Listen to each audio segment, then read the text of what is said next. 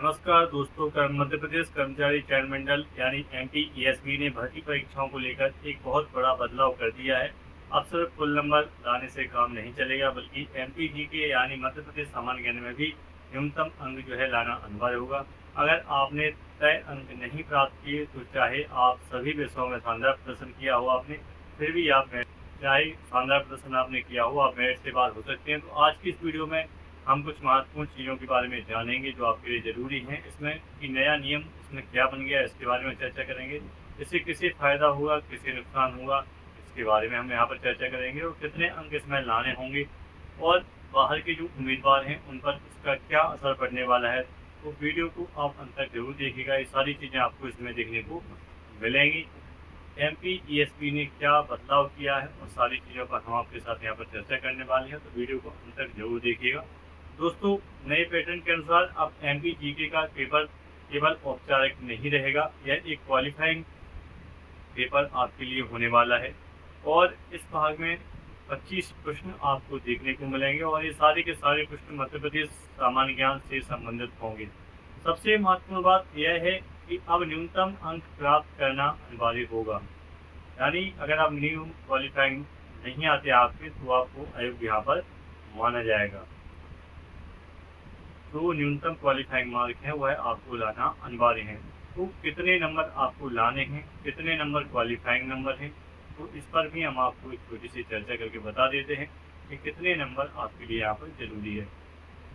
तो अब बात करते हैं सबसे महत्वपूर्ण प्रश्न की कि सामान्य वर्ग के उम्मीदवारों को MPGK में कम से कम 10 प्रश्न जो अंक हैं वह प्राप्त करने होंगे। आप सभी को मालूम है 25 अंक का MP आपसे पूछा जाएगा, जिसमें 10 अंक का जनरल के लिए कंपल्सरी रखा गया है, 10 अंक उनके हाथ में आना ही आना चाहिए और 8 अंक जो है आरक्षित वर्ग के कैंडिडेट्स के लिए यहाँ पर जरूरी रखे गए हैं। तो अगर आप जो सामान्य श्रेणी के हैं वह अगर 10 अंक से कम लाते हैं और आरक्षित वाले अगर आपसे कम लाएंगे तो उन्हें जो है अयोग्य यहाँ पर ठहराया जाएगा। तो इस पर बाहर के जो कैंडिडेट्स हैं उस पर इनका क्या प्रभाव पड़ेगा, तो उसके बारे में आपसे चर्चा करते हैं कि बाहर के उम्मीदवार पर निश्चित रूप से बहुत बड़ा प्रभाव यहाँ पर पड़ेगा, क्योंकि MPGK में मध्य प्रदेश का इतिहास उनको पूछा जाएगा, उसमें भूगोल पूछा जाएगा, संस्कृति पूछी जाएगी, योजनाएं और वर्तमान घटनाएं जो हैं वह भी पूछी जाएंगी। जो मध्य प्रदेश से बाहर के हैं उन्हें अब MP की जो है स्पेशल तैयारी करनी होगी, अलग से उन्हें पढ़ना होगा। अपना MPGK पढ़े अब परीक्षा निकालना संभव नहीं हो पाएगा बाहर के छात्रों के लिए, और इसका जो फायदा है वह स्थानीय छात्रों को जो है यहाँ से मिलने वाला है। क्योंकि अगर आप MP के हैं और MP का अखबार भी पढ़ते हैं तो सामान्य जो चीज़ें होती हैं वह आपकी नज़र के सामने बनी रहती हैं, उसका फायदा आपको मिलता है। तो कई विशेषज्ञों का मानना है कि इस बदलाव से जो स्थानीय युवा हैं उनको लाभ मिलने वाला है और मध्य प्रदेश के छात्रों को राज्य की जानकारी पहले से अधिक होती है दूसरे बच्चों की अपेक्षा, इसलिए MP की GK जो है उसमें वह अच्छा प्रदर्शन अन्य राज्यों की अपेक्षा कर सकते हैं।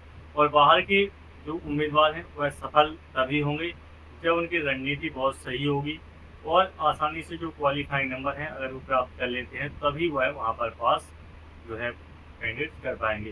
तो अभी ये सारी चीज़ें देखने को यहाँ पर मिल रही हैं और इसके लिए एक चीज़ और सामने आ रही है कि कानूनी चुनौती इसमें कोई मिलेगी या नहीं मिलेगी, यानी ये कोर्ट केस को बन सकता है या नहीं बन सकता है। तो कई छात्रों के मन में सवाल है कि क्या इस नियम को कोर्ट में चुनौती दी जा सकती है। तो विशेषज्ञों का मानना है कि यदि सभी वर्गों के लिए सभी स्पष्ट नियम लागू हैं और भर्ती प्रक्रिया पारदर्शी है तो लागू करने में बड़ी कानूनी कोई समस्या इसमें नहीं दिखती है। हालांकि अंतिम निर्णय न्यायालय का ही होगा यदि कोई याचिका दायर वहाँ पर होती है।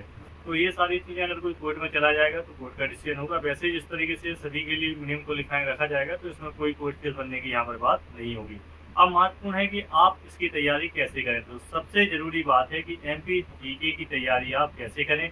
तो मध्य प्रदेश का इतिहास आपको इसमें पढ़ना होगा, जिले और संभागों की जानकारी जो है उसको आप अच्छे से याद कर लीजिएगा।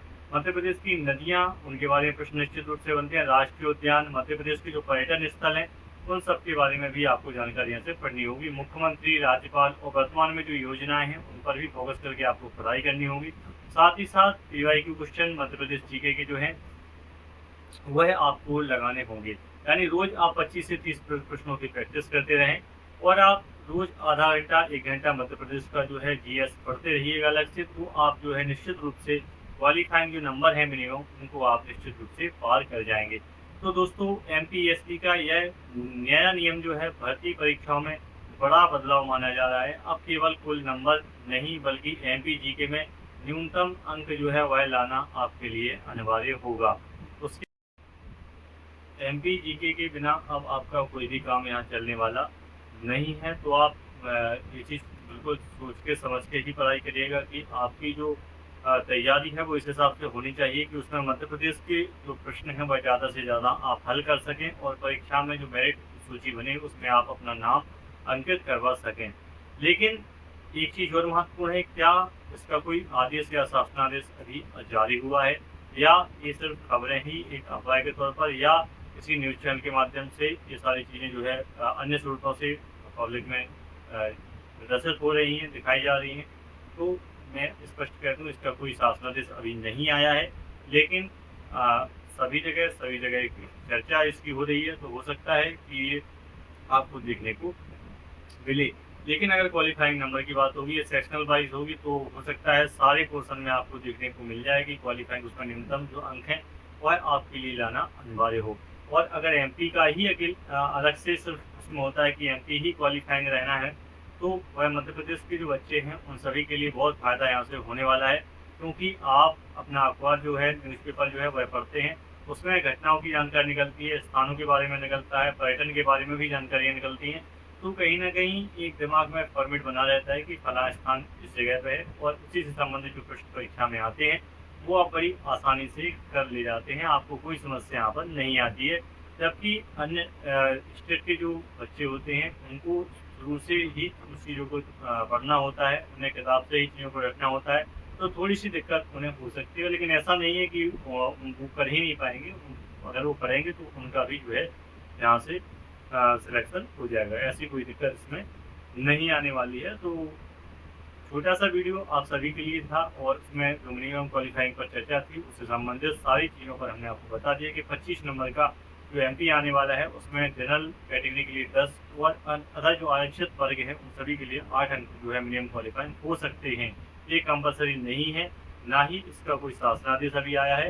तो या आप ये मानकर नहीं चलिएगा कि ये बिल्कुल होने ही वाला है। हो सकता है हो जाए, हो सकता ना हो। अगर हो जाता है तो एमपी के जो बच्चे हैं उनको यहाँ से फ़ायदा देखने को मिलेगा और अगर नहीं होता है तो कोई बात नहीं। ठीक है, तो ये सारी चीज़ें इस वीडियो में आपसे, क्योंकि ये मुद्दा थोड़ा सा चर्चा में है तो मुझे लगा कि इस पर मैं भी एक वीडियो आपके लिए बनाऊं और जो जानकारी है, जो महत्वपूर्ण जानकारी आपको बताने लायक है वो आपके साथ साझा करूं ताकि आपकी तैयारी बेहतर हो सके। फिलहाल सिलेबस जो है, पैटर्न जो है, वो सुझाव आपसे 5 जून तक मांगे गए थे और उम्मीद है आप सभी ने अपने अपने सुझाव जो है निश्चित रूप से अपने जो सुझाव हैं वह भेजे होंगे।